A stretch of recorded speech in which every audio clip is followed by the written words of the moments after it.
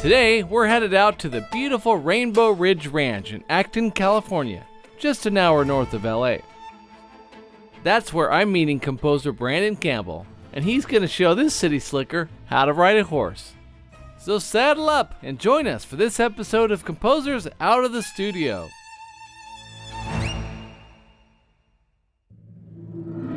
Brandon Campbell's not just one of the best dressed composers, he's also one of the most talented and versatile.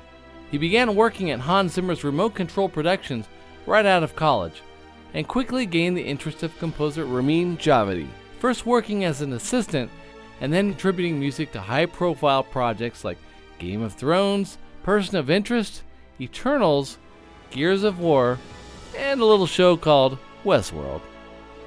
Brandon has also composed the music for Slender Man, Pacific Rim the Black, Amazing Stories, and last year he won the Emmy Award for his score to the Netflix series The Letter for the King. That's quite a resume. Hey Brandon. Hey Dave, how you doing? Good, I made it. Yeah, you did. I got my my cowboy hat. I got in the western town of Knott's Berry Farm, so Very appropriate. yeah. So it's very authentic. All right, well, you want to show me around? Or? Yeah, Perfect. Cool.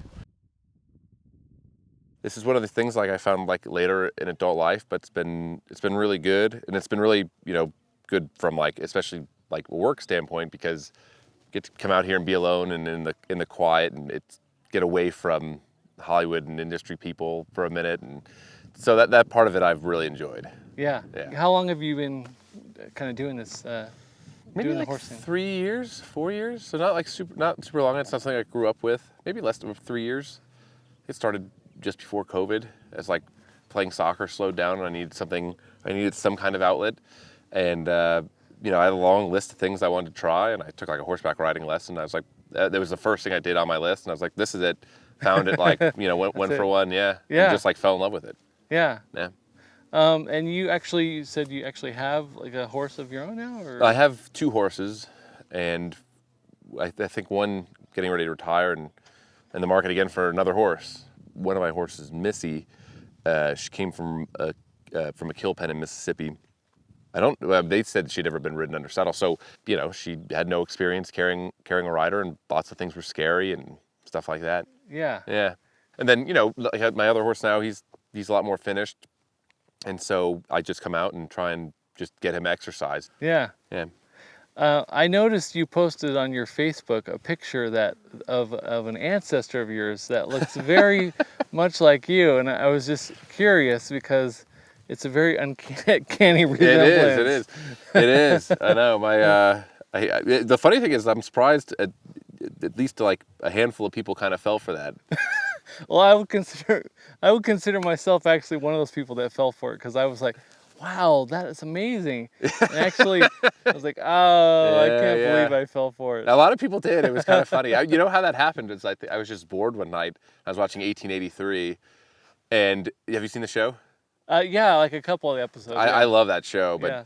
The intros, like just portraits of the actors and characters. They do this like antiquing. They like antique the pictures. I could do that pretty easily. And I just got on my phone. I was like, this looks like an appropriate picture, and I just put it up. And I didn't expect that many people to believe me. This is Shasta. This is Shasta. This is who I'm writing today. Hi, Shasta. Hey there. I can do that too. You're okay. Oh, that's Shasta over there. This is Shasta. You're okay. You're okay. And she's a lot of horse in terms of like controlling her.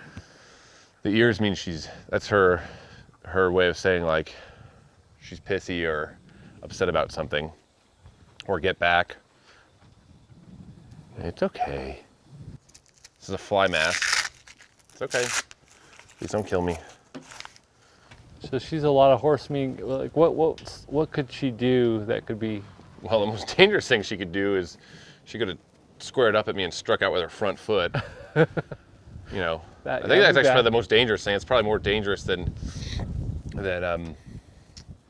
getting kicked. I don't want to have that happen either, but they take this front foot and they strike out that way. See, that's her being impatient, her stopping her foot like that. Okay. She's like ready to go, basically? She is, but she's not in charge. It's one of the important things to remember. horses, obviously there's a big give and take. You have to remind them that like you're in charge. You know, they don't get to make the decisions, because if they think they can maybe make decisions, they'll start making a lot, and you as the rider will not like any of them. Yeah, right. They'll go fast when you don't want to go. They'll make turns you don't want to go. They'll stop moving forward. Yeah. That's where things get dangerous. I want to talk a little bit about how you got into composing. And Yeah, so I went to school, the University of Rochester, New York, and studied economics.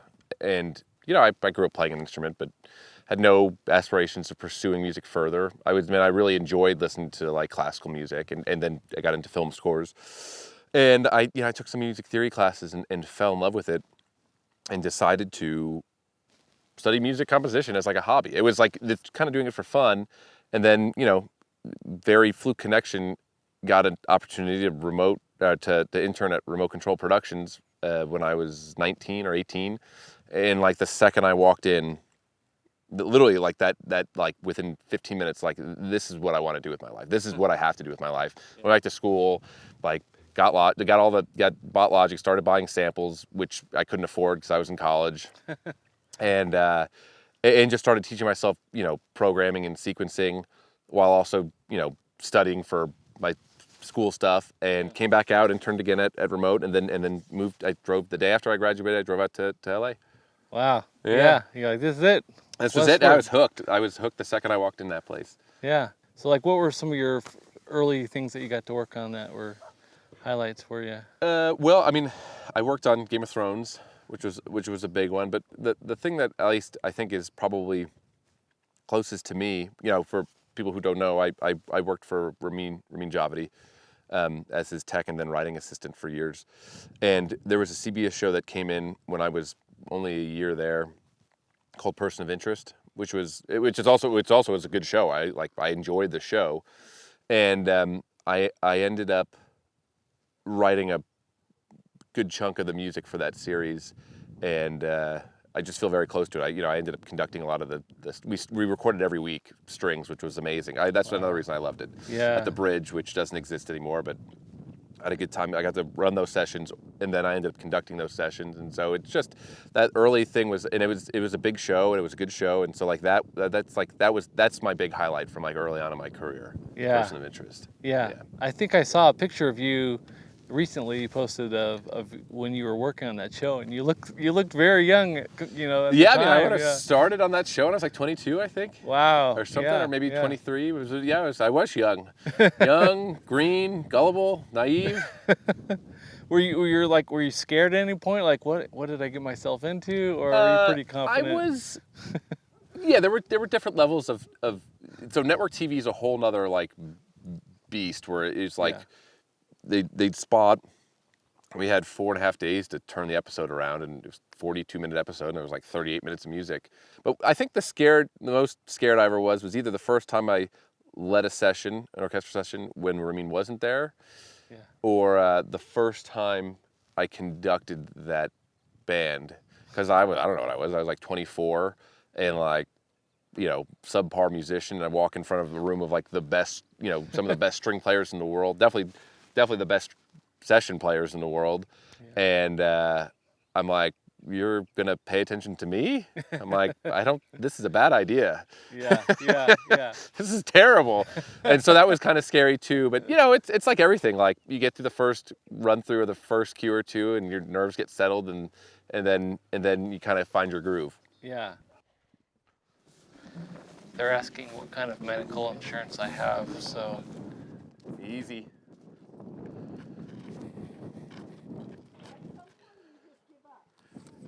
Hey, you see her threatening to kick?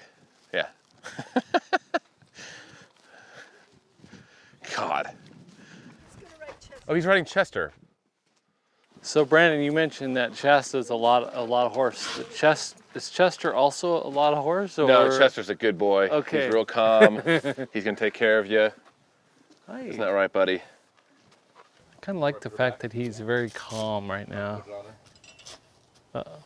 Would you say that being here, does any of that like go into your music, or being out here in the wild? I think so. I mean, it's not maybe like being out here and the horses like specifically, but asked that question before. Like, what do you do when you get like writer's block or you're struggling with something? And for a long time, I never had a good answer. And then I realized what I kind of do is I kind of just power down and walk away for the rest of the day or another day. It just depends on how tight schedule is. But even when time's tight, even if I have to leave for the afternoon, I'll leave. I'll if I've sat at the computer for 9 hours and done nothing, I will get up and do something. I'll go for a hike or come out. When I'm not focused on, when I'm not thinking about it, all of a sudden then some idea will pop in my head that gives me a different way of approaching the whatever it is I'm struggling with, and then I'll have an in. Yeah, I noticed too. For me, like if I have to write and I'm sitting at the keyboard and just trying to pound out an idea, it never works that way for me. Not usually. I mean, it's worked a couple times where you just throw enough stuff or kind of, and eventually you come back the next morning or something and you're like, I think I can make this work. But usually I've had most success with like just leaving, which is hard to do when like, you start a project on like a Monday and the following Monday they want to hear like, 3 sweet pieces or something for a film. Yeah. Or that's what in your mind you're like, I want to, in like a week and a half, turn this around, and you spend the first day or day and a half not writing anything. You're like, I'm gonna, the time's shrinking. I've done nothing. I'm gonna walk away for a couple hours, but it's just it's what works for me. So yeah. I was listening to some of your scores, like The Letter for the King, which is a great score, and congrats, you won the Emmy Award for that, right? Thanks. Yeah. Yeah. I noticed some like Western influences in that as well too. There's some tracks that have like a little more Coney sound Yeah, to that was not my idea. In all defense, and it was an amazing idea, but it was the showrunner, and they were like, it's a medieval adventure masquerading as a Western. And I was like, that's interesting. My first approach to it, I leaned more towards like the medieval stuff, and they're like, no, this needs to be more Western. And I was like, are you sure? And because I didn't really fully understand the show yet at that point. And they're like, just go for it. And I was like, all right, I'm gonna go for it. And now there's guitars, fiddle, like that kind of like, spaghetti Western, like operatic, like singing. Yeah. There's trumpet, and it's very, it leans into that pretty hard. But it works. It works really well, I think. Yeah. And another thing I noticed about your music, you use a lot of solo violin, solo instrument strings. Mm-hmm. You bring a lot of intimacy, like your recent score for Pacific Rim the Black. Mm-hmm. You have like your main theme has like, solo violin in there as well. Yeah, That's I mean, cool. sometimes that's a product of like budget. But there is, what I like about it on like Pacific Rim, the show's really just a story about a brother and sister, coping with their reality and their journey and looking to reunite their family. So there's a lot of tender, intimate moments, and the being able to like take the solo violin, transition between like these bigger Pacific Rim moments and these more intimate like character moments. And the other reason is that there's certain musicians I just love working with, and I have a cellist and a violinist. The violinist is Molly Rogers, and she just makes everything I write sound better than it is.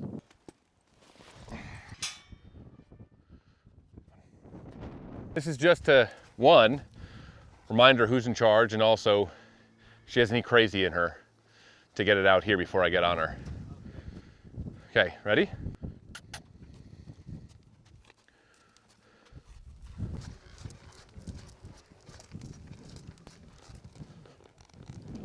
So for somebody who's like starting out early in their career, like what advice would you give to somebody like that? That's another question I've been asked a lot and didn't have a good answer for a while, and it's it still might not be a good answer, or at least not. It's definitely not a sexy answer. It takes a lot of hard work and dedication, and then more than anything, this is the part I think that is hard, and grit. I mean, you don't know when your chance is coming. You don't know when your chance is coming, and you might get one chance. And it might be tomorrow, and it might be in 12 years. But you have to find a way to keep working and keep making progress every day in your music, in your connections, in your in your portfolio, whatever it is, to keep chipping away at that and just holding on and waiting for that one chance. And like I said, it might just be one. And when you do get that chance, then you have to stick the landing. It's the waiting, the grinding it out for that opportunity is really hard. And I'm not going to sugarcoat it.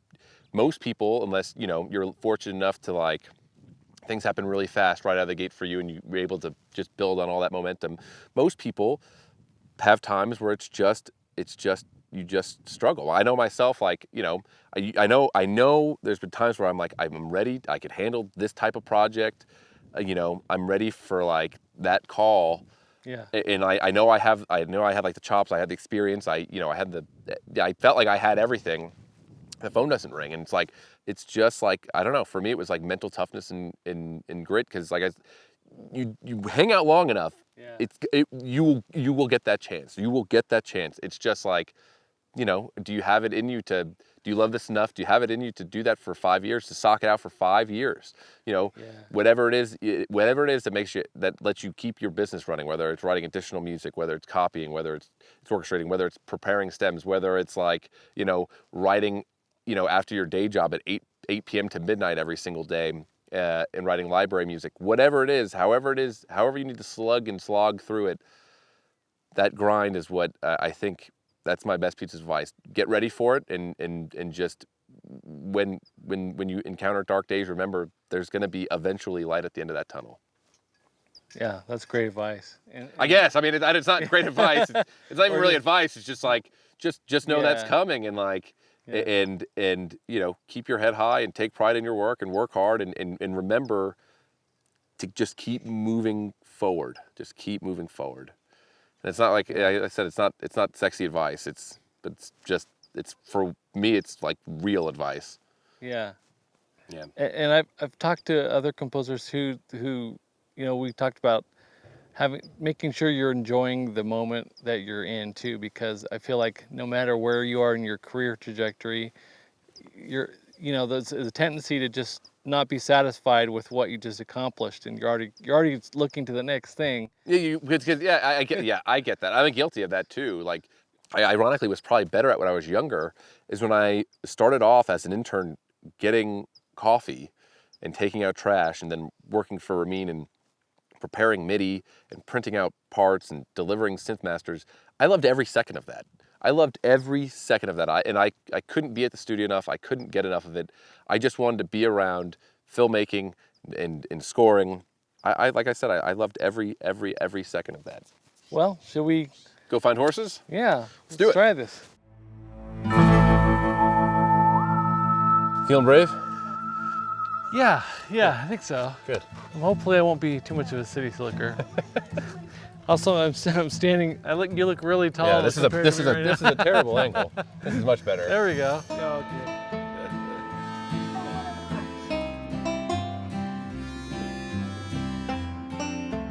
Good job. All right. Left goes left. It's hard to get her back down. Right goes right. Okay, straighten up. Yep. There you go. I have bad computer posture. That's the problem. Did I make the sound too? Yep, there he goes. Do you want to go work at the cattle ranch? Do you want to go on like a my friend's ranch?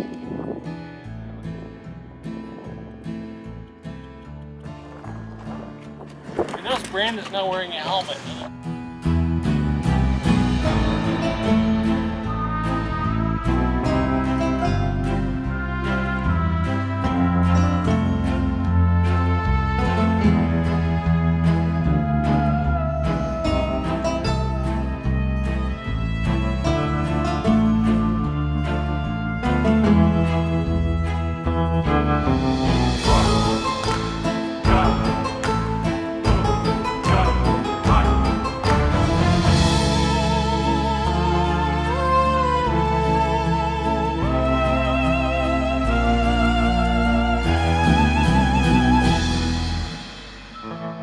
How do your knees feel?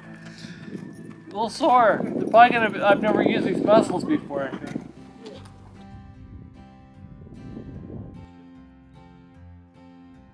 Well, thanks again for having me out here. Thanks so much for it's been a coming great out. time. This was a lot of fun. I'm glad you stayed on your horse. glad you guys were able to come out here and see what I do when I'm not in the studio. Yeah, it's awesome. Thanks for watching, and don't forget to like and subscribe so that you don't miss the next episode of Composers Out of the Studio.